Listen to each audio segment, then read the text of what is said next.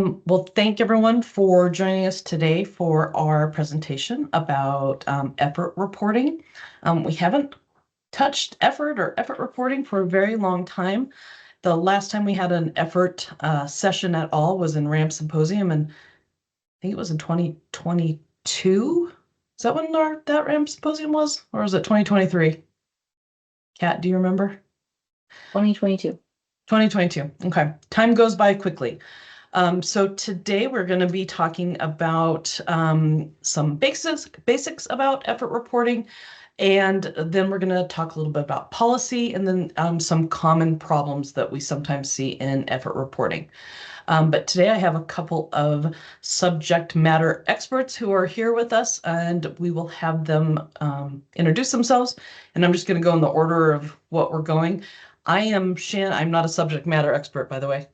I should mention that right away.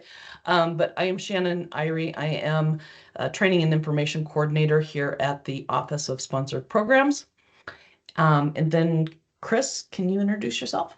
I can. I'm Chris Karsten. I'm the ERA Systems Officer in the Office of Sponsored Programs, and eCert is one of the things that I pay attention to. And Kim? I'm Kim Melville-Smith, the Director of Post-Award in the Office of Sponsored Programs. And our underlying expert on effort reporting, Ben, would you be willing just to say hi? Hi, everybody. I'm Ben Egolf. I'm one of the financial research accounting managers in OSP, and within a slice of that, I'm a functional system administrator and part of the eCert support team. And I'm sure that you all see the emails from Ben during our effort certification periods, but he sends those out regularly to all of the people who are on that effort certification listserv. And Ben is here, like I said, to keep us honest and to make sure that we don't say anything that is wrong. So, okay. I don't know, did we give Ben an air horn, or does he just mute us if we say something that we're not supposed to? I kind of like the idea of the air horn, don't go there.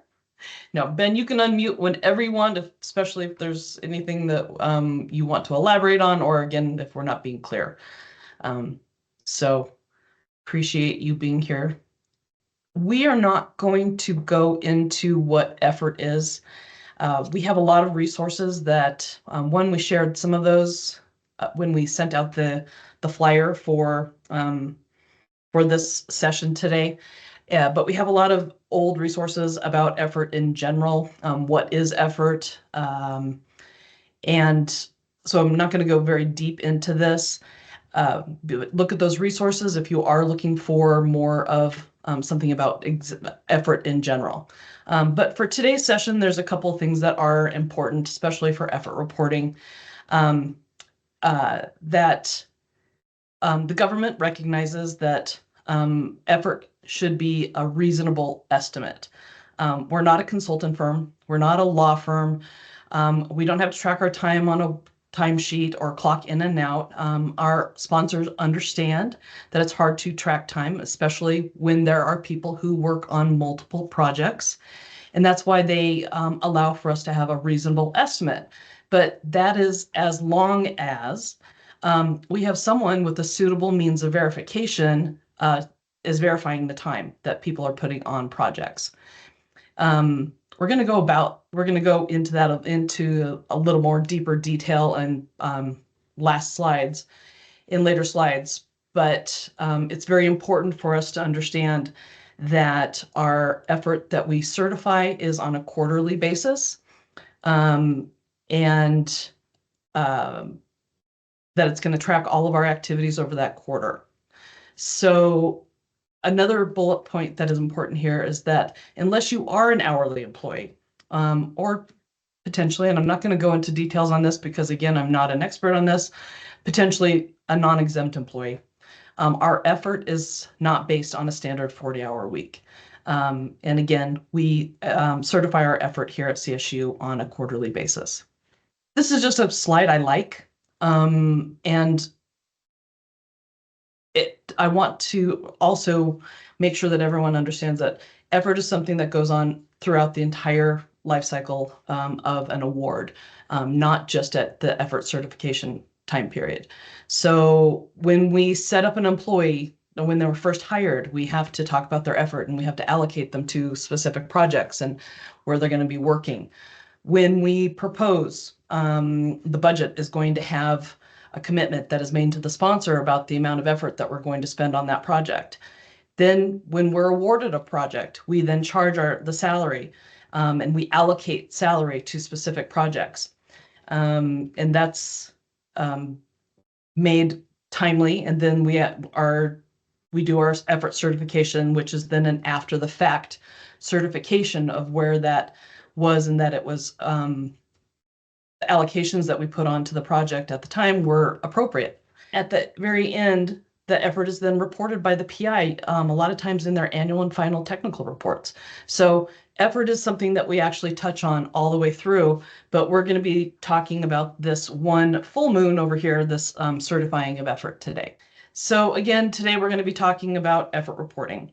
And why do we do effort reporting? And it's because uniform guidance regulates effort reporting requirements for recipients of federal funding. Uniform guidance requires an after-the-fact review of actual charges made to federal awards to review the allowability of those salaries on the award. So we need to look at the allocations of where we put our effort during that time period. And we have to assess what the reasonableness of that is. Was that effort appropriate? Again, given a reasonable estimate. Was this effort reasonable? However, the rules in uniform guidance, they're not prescriptive. So instead, they focus on our internal controls. So they don't tell us how we have to do this.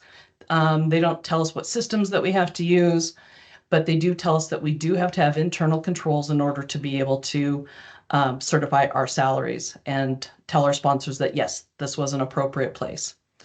So currently, and we're going to be going to the next slide. I'll go to the next slide here in a sec. We have the system called ecrt.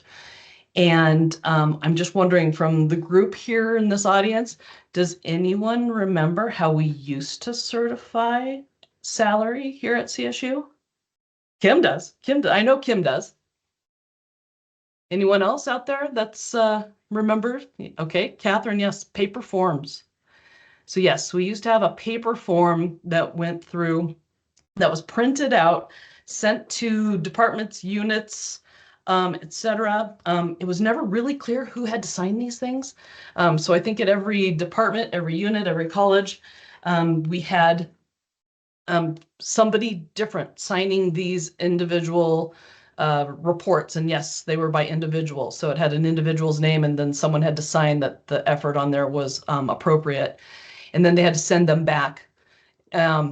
Who knows and how to track whether or not these ever got signed, whether they ever got sent back, etc. So we have come a long way.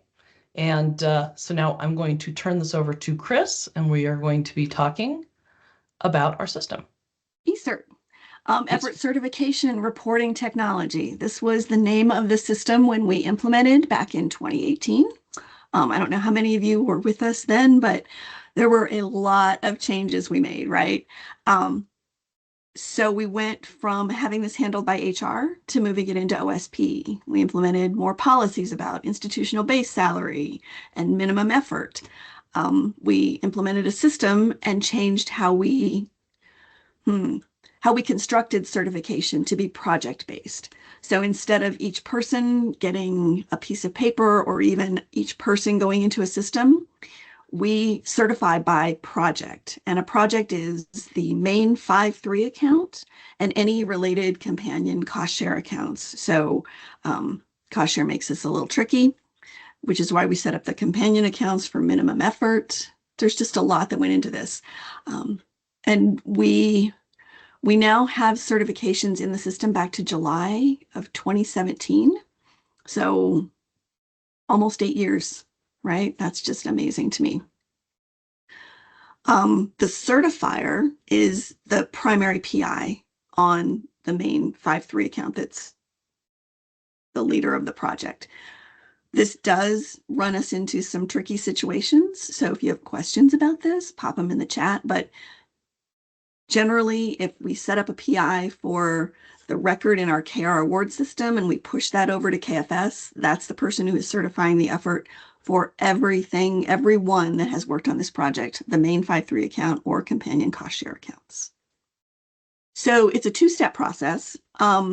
This was by design, right? We want the people who are doing the oversight of, I'm going to call it the project. So you guys know it's more than just a 5.3 account, right? The project. But it's a specific role within eCert that doesn't necessarily map exactly to other roles we have that people have in KFS, for example. So the department effort coordinator is a person who is knowledgeable about the project, is not the certifier, right? It's a department research administrator who is looking at this first to see if the people are staffed correctly, if the effort looks correct for what was supposed to be on the project. And I've never worked in Oracle directly, so I don't know how this exactly works, but I do understand that in Oracle, you staff by account, right? That maps into eCert. So when the charges hit, they're fed into eCert and they should be accurate based on the system of truth. eCert is a reporting system. It's not any place where we enter data. So it's pulling from all these other systems, KR Award, KFS, HR, our project table, a lot of different feed. And then after the pre-review is complete, the statement goes to the certifier, and that's the person who is making the attestation that these charges are correct. And again, that's the lead PI for the project. I kind of covered this already, sorry, but the department effort coordinator, again, managed directly in eCert. That's a role in eCert. It can be the FO, doesn't have to be the FO. That's something I guess I want to point out. They're not tied together. So we maintain the roles separately in eCert and they don't reconcile back to any other system.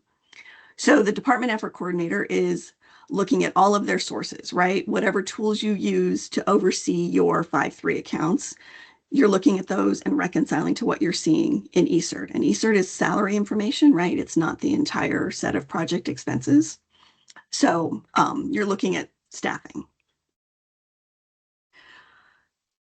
We do have a couple of system, I guess, pain points, right? So this pre-review process has a button. You click it, pre-review's done, and it goes, if you do it during the pre-review stage, it goes into like a holding stage until certification starts. We sometimes find out things after the fact. Stuff happens. So we do have, during the pre-review period, this is a little easier. We can undo pre-review and we can give it back to the department effort coordinator. So we can do this at other times too, but honestly, it happens so much easier if you catch these things during the pre-review month prior to certification. If you click the button, you're like, ah, no, I was waiting for something. Contact us using our VPR eCert support email, and we can undo the pre-review and give it back to you. The assignment of effort coordinators is the responsibility of the department and college. So we've got a college effort coordinator that can see all the departments in a college. And then every department has a primary effort coordinator that can see all the effort coordinators. And if somebody is already in that group of effort coordinators for a unit, a primary effort coordinator, that effort coordinator, or the college effort coordinator can change their assignments. You can do this by PI, or you can do it by individual 5.3 project. And we've got instructions for that on our website. The important point I guess I need to make again is if you ask us to change FO contacts on a bunch of 5.3 accounts, there's no automatic feed of that into eCert. It's a separate maintenance step that you guys have to do. I do the mass changes right now for 5.3 accounts in KFS, and we've developed a build form to try to catch the fact that sometimes this has an impact on eCert. So I think we're catching it more now to make any Additions, especially additions, because we still have to set up a new effort coordinator. If you've never been in the system, or if you were in a previous assignment and you've moved colleges or departments, we have to do some maintenance. But once you're in the system assigned to a department, you can control your own assignments. So after, again, this pre-review period, which is, it's kind of clunky, we have defined dates for the start of a certification period, and the pre-review period is the 30 days before that. So during that pre-review period, again, once you click that button, it doesn't automatically go to the PI for certification. If you're doing this later, like you're catching up, there's an overnight load. So if you do a pre-review during certification period, for example, the statement is available the next day for the PI.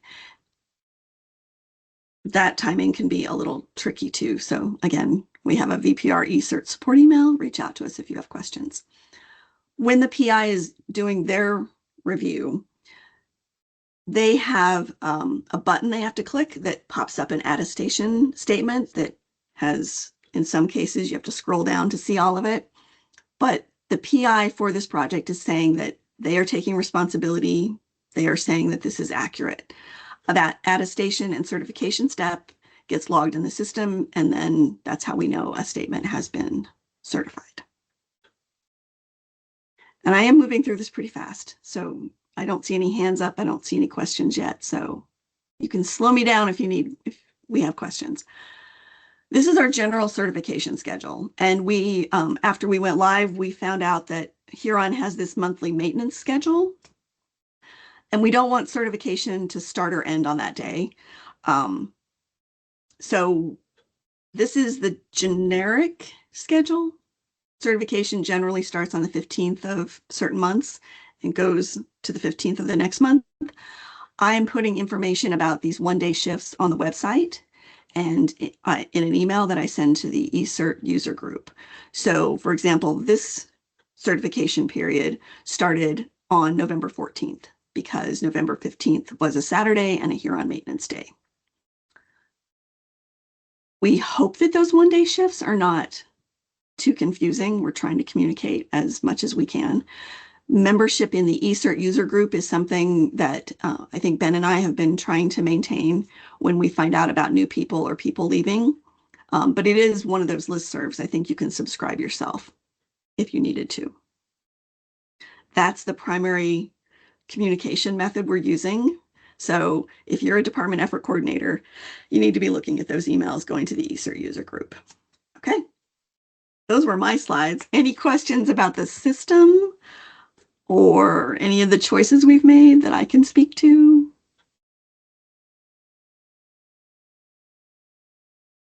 Okay, thank you very much. All right, my turn. So as Chris mentioned when she was first talking about this, part of the whole implementation of eCert was really just shoring up our effort reporting. And so part of that was to create a policy. The policy's been out there for a really long time, but we've recently had some updates to it. So the important thing about the policy is that, you know, it is talks about who should be the one certifying this effort, and it really, as highlighted here, is a responsible person with suitable means of verification. So CSU has decided that the PI is that individual.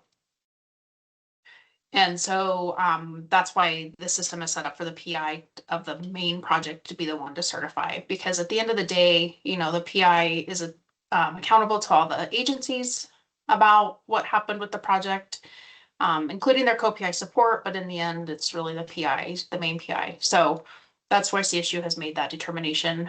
If you're really interested in just reading some fun stuff, we do have the link in the resources for this policy, so you can go look at it. Next slide, please. So why do we need to have a policy on this, and what are the kind of the implications of non-compliance? So like we can have project costs that are deemed unallowable if we don't have certification done in a timely manner. We also have recently put in some consequences for noncompliance. Those are the recent changes to the policy that I alluded to on the past slide. And that was really because we had this policy, but there was no consequences for on campus for noncompliance. So we have implemented some consequences. And all of this really is because there actually can be fines and penalties imposed by our funding agencies for noncompliance. Ben can tell you how often this happens, but we get asked probably about every month to 2 months to provide effort certification statements in audit requests. And if it's not in alignment, it can be deemed a disallowed cost. So while most of you don't know this and don't see these requests, it is very common. It happens a lot. I'd say overall we get audit requests probably at least 1 to 2 a month, where this salary data is part of that and we need to pull this information. So it is really important that we're in alignment and that we are following uniform guidance as well as our internal policies. So what does noncompliance really look like? So we have step 1, and this is really at the effort coordinator position, or it can be at the principal investigator as well. But if a project is in noncompliance for 2 consecutive periods, a notification will be done and a plan needs to be created. So 2 consecutive, or it's not even 2 consecutive, it's 2 past periods. It's not really consecutive, it's just 2 past periods. But the whole certification time has to be done. So if you think about it right now, we are in certification period for quarter 1 of FY26. So that period hasn't closed out yet. There's still time to be certifying. So it's pretty much anything that's happened in FY25 or prior. If there's 2 uncertified, or if there's 2 certification periods out of compliance.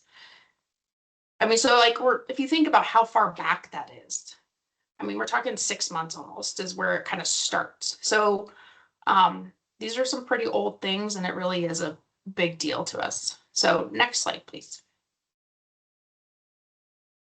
And then the step 2 is really kind of what that looks like. So if it's because of the effort coordinator not really getting their pre-review done, what we're going to be looking for is that there's a plan in place and it addresses how the non-compliance is going to be resolved and what the plan is, and is there training needs, is there hiring needs, what's the timeline for resolution. Really, if you think about it, every time we do a really late cost transfer, we're asking everybody to provide us rationale for why this happened and what you're doing to resolve it in the future. And in essence, this is the same thing. It's like, what's going on? What's the structural issues causing these non-compliance? And how can we move forward with it to ensure it doesn't continue to happen? So effort coordinator is a little challenging because it can be, it can just be staffing shortages or training, like someone wasn't trained to do it, or you thought Joe had the report, but it was actually Tim who was supposed to be doing it. Like, it happens, but really using the resources we provide to help you stay on top of these so that we don't get to the non-compliance. Because as I've pointed out, like non-compliance is really old stuff in theory in practicality of where we're at now. The other thing with being really delayed on those that comes into concern is if you find errors, we're now doing cost transfers extremely late in the process. So again, all sorts of extra issues can come about trying to resolve issues that weren't taken care of a long time ago. So just being timely on that is really helpful. If it's the PI that's not doing their due diligence, that's a concern that we have as well, because while awards are awarded to the institution, not the PI is the local person responsible for it. So it is really important that they're fulfilling their duties to do all this as well. So what are the consequences? Next slide, please. So some of the consequences are really not being eligible to participate in a lot of the activities that the Office of Vice President for Research provides. So internal funding, cost share, it just pretty much any of the resources that we can provide to help facilitate, novel new research, meeting cost share obligations, those types of things. They'll be ineligible for those items. This is actually for both issues, whether it's a pre-reviewer or the PI. But hopefully the plan addresses the pre-reviewer stage quickly and so that the PI could still be eligible for these. And then really kind of the more dire consequences is that we will not be able to set up new accounts or update, modify existing accounts until all key personnel are up to date and in compliance. So this one can hurt, especially when you have PIs from multiple colleges and multiple units working together on a project.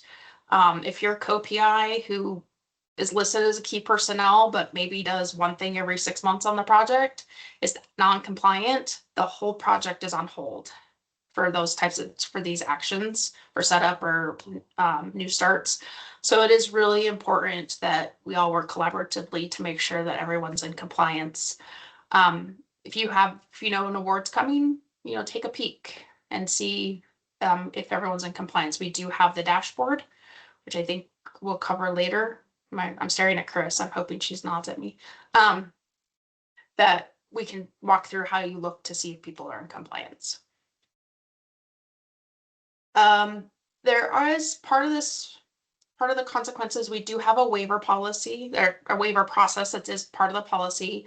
And basically that is just it's the request of, we've identified the issue. This is how we're going to fix it. Let's move forward. And that is reviewed internally within the OVPR to decide if we can agree to that plan and then follow up on the timeline of those plans. So it's not necessarily a die hard stop when somebody's in non-compliance, but it does require extra steps. And sometimes it's just easier to get into compliance than to go through all the waiver process. I was gonna say if we can hold here for just 1 sec, just to see before we move forward. I figured that there's gonna be a question coming up. Has the notification system been updated? We had an instance within the last year of a PI not being notified when the staffing was updated outside of a normal cycle. So not knowing that changes were made to projects from multiple cycles ago that they needed to approve. I am staring at everybody but me because I'm not actually sure on that one. I guess I would need to ask what, sorry. Again, ecrt is a reporting system, so changes are not made in ecrt. They come from other source systems.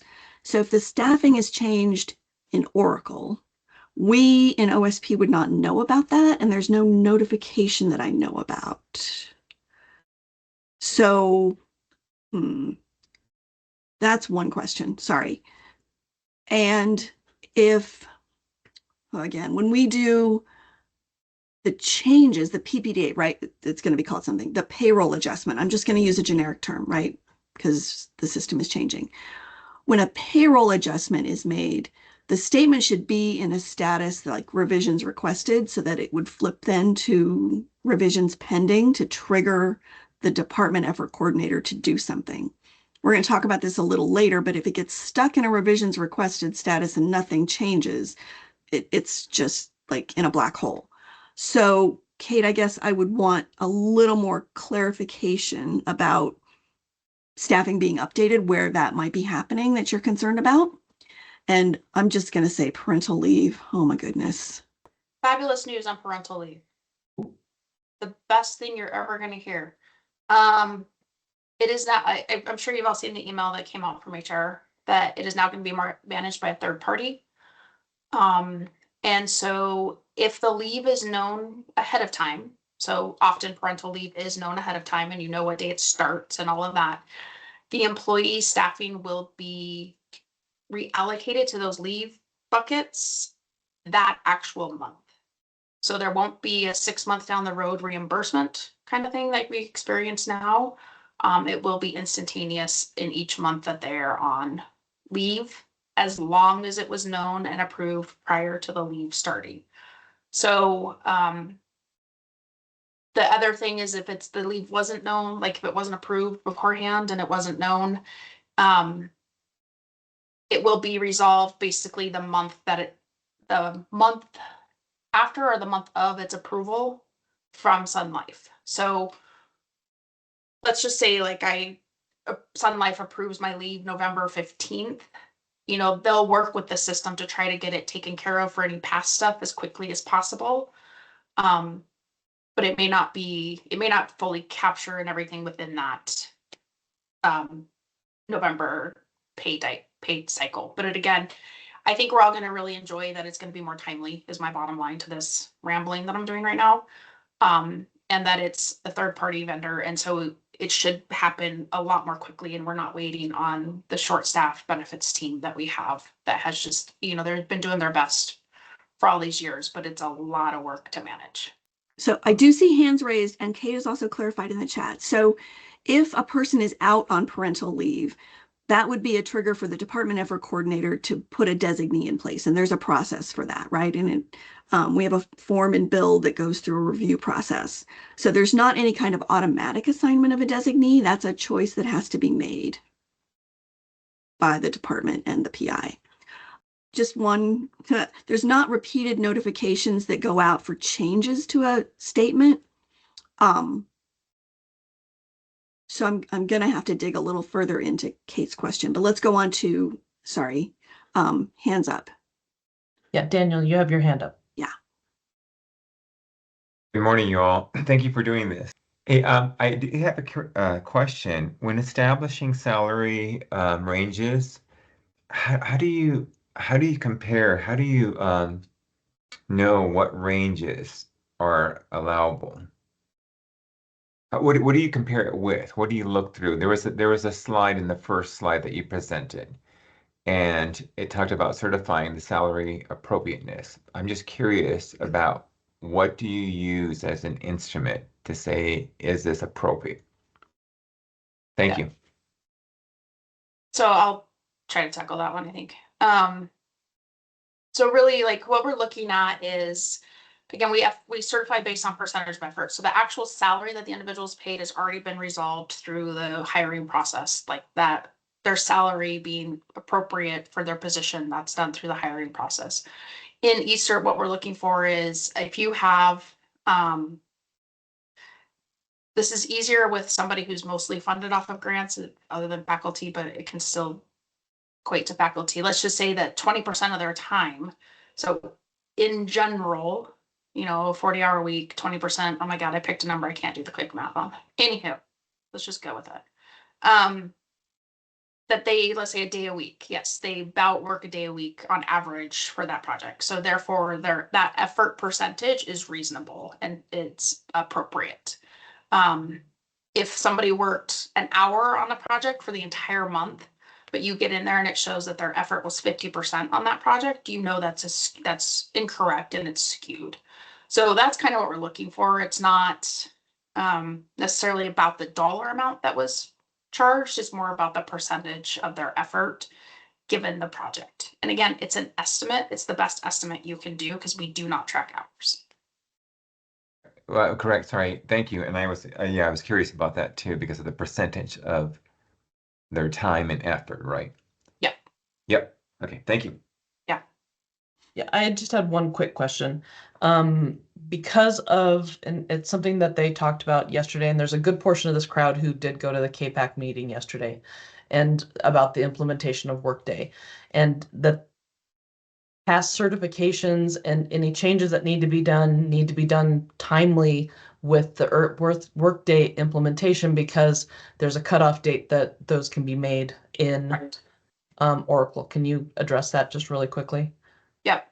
So any salary that was posted or processed through Oracle is needs to be resolved and fixed in Oracle. So that information is not being transferred over to Workday, so there will be no fixing of any salary. And by fixing, I mean an adjustment of some sort. And because of our contract with Oracle and the fact that Oracle will no longer be supported, our instance of Oracle will not be supported in the future, all adjustments to salary that was in Oracle needs to be fixed or corrected, adjusted by April 30th of 2026. So that basically gets you through Q2 ECert cycles for FY26. And so you still will have the opportunity to make corrections as you're doing your pre-review and the PIs are certifying. But after April 30th, there are no more PPDAs that will be done. So that's very important. And I would just recommend starting now. If you haven't really been on top of it, take the next 2-3 months and just really focus on it, because there will not be options. And we have ways to resolve stuff going forward, but it means it's going straight to your department account. There will be no other options. So please make sure you fix anything that you need to fix prior to April 30th from Oracle salary data. Allison. Yeah, how do you advise when you have a faculty member, and I think there's a question in the chat that's very similar, when you have a faculty member who maybe is working on an award throughout the academic year, but then wants to be paid from the award 100% in the summertime? So my recommendation and my suggestion is that they actually charge the project when they're doing the work, because we are certifying that that's their allocations and that they're doing the work. And then work with the department to use this, I'm going to call it salary savings in essence, from the academic year to have that money used over the summer. So it's kind of it's just a shuffling of the money. I know that is hard given our fiscal year constraints and rollover issues, but I do highly recommend that. We had multiple awards in this termination time that faculty actually lost all their summer salary because they were saving it for summer and didn't charge it when they actually were doing the work. So I'm hoping termination season is over, but I just don't think it is. I think it's going to be a new norm for a while. So use the money when you are doing the work, because it is supposed to be a reflection of when you're doing the work. Okay, there's one more question about how does ECERT calculate percentages for 9-month employees when the period contains summer months? So the effort, ECERT is based off of the 100% of the FTE in the system. So let's say summer, I know we don't do summer salary by FTE. I know it's by dollar amount, but in essence, it's still a proportion. So let's say it's still the whole value. So let's say you're going to pay a faculty member $6,000 in June, and you've allocated it equally between 2 projects. It's going to show up as 50% for those 2 projects, because it's based on the value of their total compensation for those summer months. So it's still, ECERT is always 100% of their pay at that time. So if you're at a 50% FTE, ECERT's still going to give you 100% of that 50%. Like it gets crazy, but just always think that ECERT is showing the whole of this person's salary for that time period, even if it's different than 100%. Percentages of percentages. Okay. Excellent. Okay. We will go forward then. So this is what Kim was referencing a little bit earlier. So Ben used to do hours of work to run reports out of ECERT and combine them and send them to you so that you would have a snapshot of, at that moment in time, where your certificate or where your statements were in the certification process. We worked with RIT, the Research Information Technology Group in VPR division, to turn this into a Power BI report that updates every morning. So it's a little more accurate, user-friendly. And We also, in the past few months, have revamped MyRAM. So we have the link in the resources at the end of this slide deck. We can also put those in chat, but MyRAM is going to be your best location to get to these reports as we're rolling out more and more OSP activity reports. The specific one that you're looking for is ecrt project status. So you'll click on sponsored programs activities, and then in the left menu of the Power BI page will be an ecrt project status report. And Ben also sends this link to this report specifically in the emails that go out to the ecrt user group. Again, we subscribe you when you tell us you're an effort coordinator, and we try to keep it accurate. If you're an effort coordinator and you're not getting the ecrt user group emails, please check your junk folder and then let us know so we can make sure you're subscribed. Again, because this updates every morning, we want it to be a resource that you're using on an ongoing basis as you're managing your portfolios. And I know there's a lot going on. There are a lot of different places to get information. We're trying to make this as easy as possible. So the screenshots, I don't have the link in this slide. Kat just put a link to MyRAM in the chat, which is the homepage. So if you guys will try that out, that'd be great. Yay, back to Kim. We've kind of talked about this already, so I'll go probably a little bit quicker through these, but what does it mean to be the responsible person with suitable means of verification? So next slide, Shannon, let's just dive right into it. So as I mentioned previously, we did CSU did determine that the principal investigator is the person with those reasonable means of being able to verify the project. And that is because they are the steward of the project. Again, the university is legally responsible to the sponsor for the award, but the PI is the one that the university has basically delegated to manage the award and be the be accountable for the proper fiscal management. So, the PI's responsibilities do include the scientific performance of the work, the management of the project, which is funding, people, sponsor requirements, like all that stuff, and then sponsor notifications when conditions change. So they are responsible for the day-to-day management. I know it's very common for faculty, especially very prolific faculty members, to have basically a lab manager who, in essence, they've delegated the day-to-day to. But that is not how, we do not delegate the ecrt responsibility to those lab managers. We have left it with the principal investigator through this process. We do have the option for delegation, and we did talk about that earlier. So, but really the delegation is only for if the PI has left the institution and we cannot get a hold of them to sign off on a paper version. We do have the ability to do some kind of paper statements to get an actual signature from them since they've lost system access. And the other reason that we do a delegate is for temporary leave. So if a faculty member or a PI is on parental leave, is always the great one to use. They're gone for multiple months and they're not overseeing the day-to-day anymore because they're on leave. So we can do a temporary delegation in those situations. We will not do permanent delegations.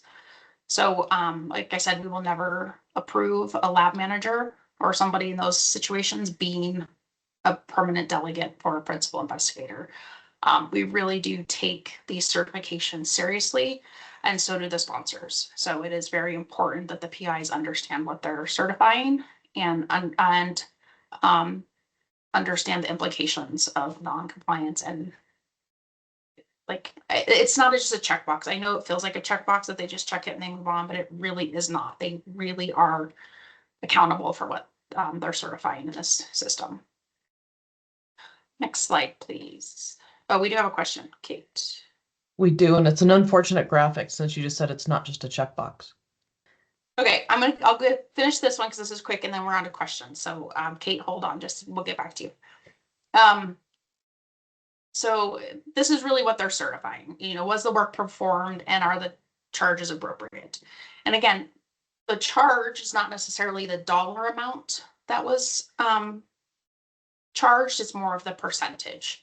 So often for me personally, it's easier to say, oh, they were worked 50% on the project, they have their salaries $4,000 a month. So 2,000 seems right. So like I use the value to help me rationalize it, but it really is about the percentage, not the amount paid. Because again, their salaries are determined through the hiring process. We're not saying whether 2,000 was the right value for the work they did or not. It's what percentage did they work. So yes, it is odd graphic that I said it's not really a checkbox, but it is check. I mean, at the end of the day, it is a check in the system, and it's a simple little check. So should we do Kate's question, or do you want to? I think let's go on to this, because then we have a break here. So let's do this quickly. This one.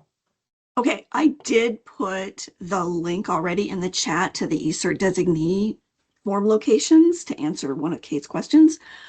So again, the PI is the person we expect to be doing this. We know that there are circumstances, especially when there's a leave or something like that, we understand. But it's still a non-standard process to assign a designee, right? So if you're the PI on a project, this would be an ongoing responsibility. If the PI leaves CSU, you're the department effort coordinator, we need to have a past action taken care of. We have a place on the form where you can indicate that the person is no longer at CSU. And then it's a conversation with the department head generally about who should be the person taking care of this action. If we have an ongoing project and the main PI has left, we should have something in process to change the PI for the award. That's driven by sponsor terms and conditions. So we don't just change the PI as soon as we know someone's left. We have to make sure that we have all of the right approvals, all the boxes have been checked with the sponsor. And then we can change the PI in the KR award system, which would feed into eCert to change the certifier there. If there is some kind of access issue, technical reasons, we've had people who are like out of range of any kind of internet connection or on some kind of extended leave. Again, you can assign a designee, but that would be temporary, and we don't change the PI for that in our system. So we can make an open-ended designee assignment, but then we need you to come back and tell us when that ends. We can also make a fixed designee assignment. So we would have an end date, and it would revert then to the PI, the assigned PI for certification after the designee expired. Yes, there is a form for that. I'm not going to show you the eCert form because I don't want to toggle the share screen, but I think the only thing that it doesn't do really well are the capacity funds. So I'm just going to say for any of you managing capacity funds, I have a separate form for you. Thank you. Okay, let's address Kate's question to clarify the consequences on part 2. Yeah, so Kate, it's a great question because it is kind of confusing. The best way I think I can just tell you is just an example. So let's say Shannon, Chris, Kat, and I, we all work in different departments. We're all key personnel on a project. I am out of compliance. So all of my stuff is held up just in general, but our mutual project that is being funded is now held up as well because of me.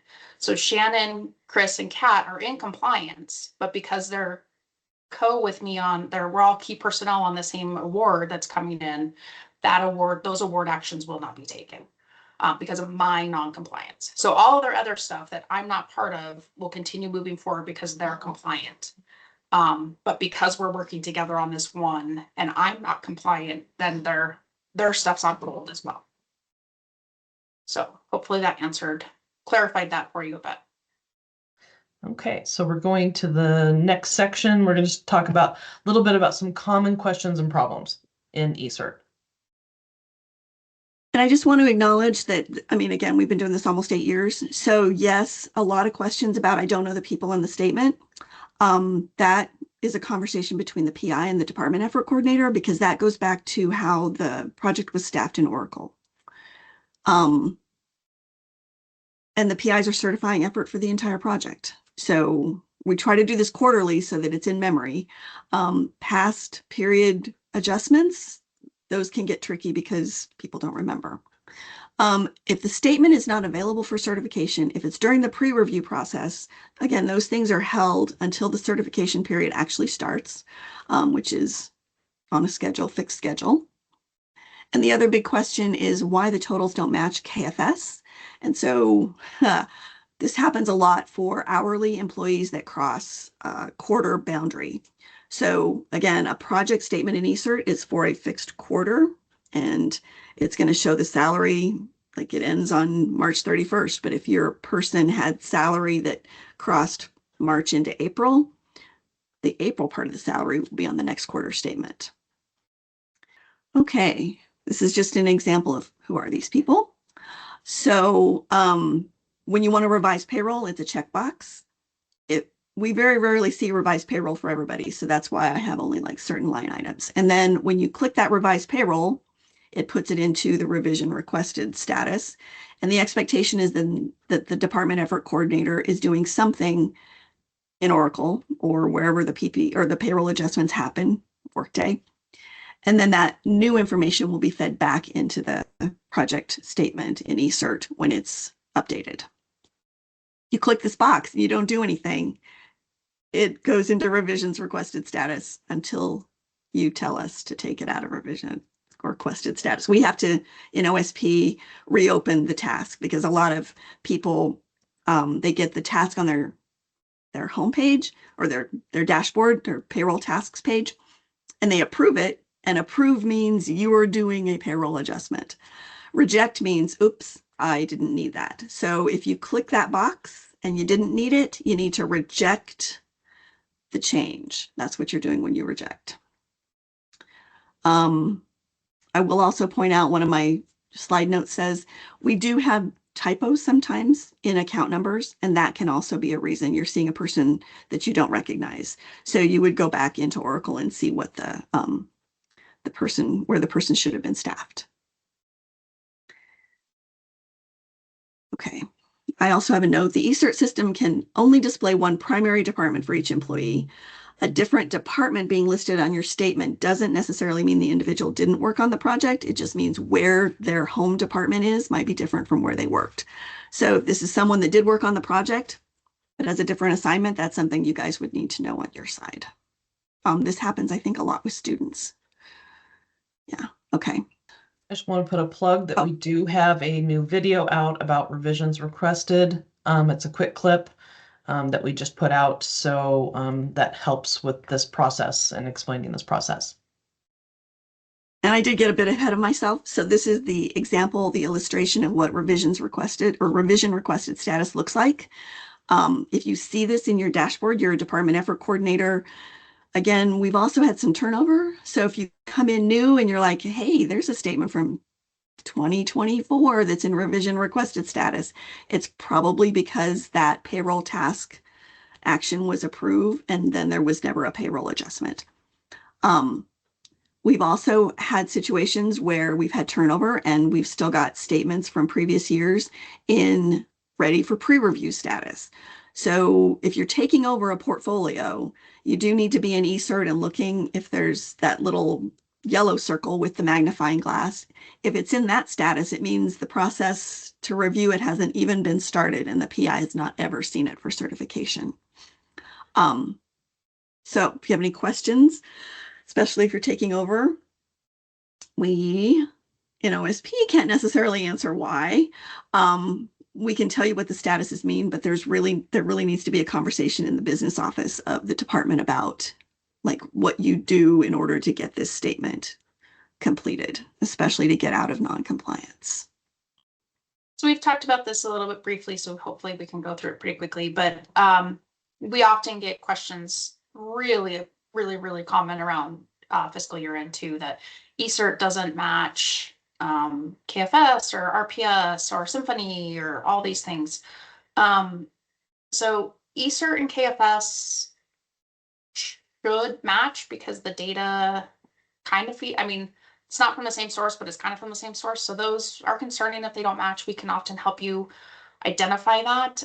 The most common reason that those two do not match is because a payroll adjustment hit the continuation account And so it's showing up in KFS in the continuation account and not in the 5.3 account. So that's the most common reason why those can be off. So RPS and Symphony, just as a reminder, are data visualization tools. They are not the data system of record. So they feed into ODS. Oracle HR feeds into ODS, KFS feeds into ODS, and then these tools pull the data from there. So if ODS is down or having issues or whatever, the nightly load didn't happen, those visualization tools will be off as well. Symphony and period 13 seem to not be best of friends all the time. So that can often cause hiccups around fiscal year end with Symphony visualization.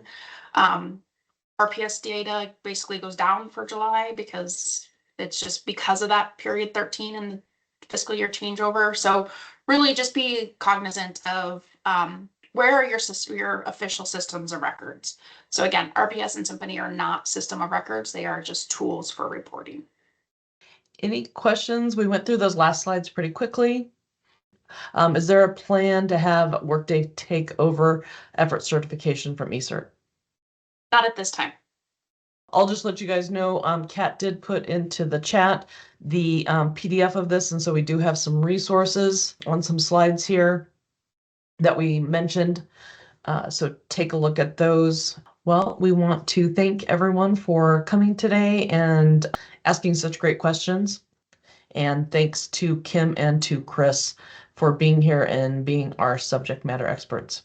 Great. Thank you all very much.